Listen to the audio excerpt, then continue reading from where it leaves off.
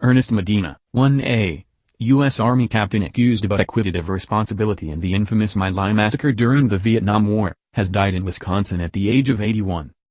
The 1968 mass killings of hundreds of unarmed civilians, many of them women, children and elderly, in the Vietnamese village of My Lai is known as one of the darkest chapters of U.S. military history.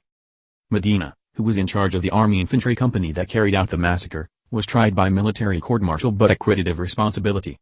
He had claimed he was unaware of the massacre while it was taking place.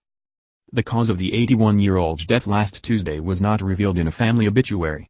His funeral was scheduled for Monday near his longtime home in the small Wisconsin city of Marinette, where he had worked alongside his wife as a real estate agent. The My Lai massacre occurred on March 16, 1968, when the Charlie Company of the 11th Infantry Brigade, commanded by Medina, entered My Lai based on faulty intelligence that enemy Viet Cong soldiers were disguised among the civilians there. Medina took a supervisory position outside the village. Lieutenant William Calley entered the village with a platoon of soldiers. Hundreds killed.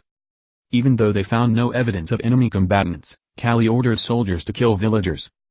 The U.S. Army, which initially covered up the massacre, later revealed that 347 people were killed. The Vietnamese put the total at more than 500, including 173 children.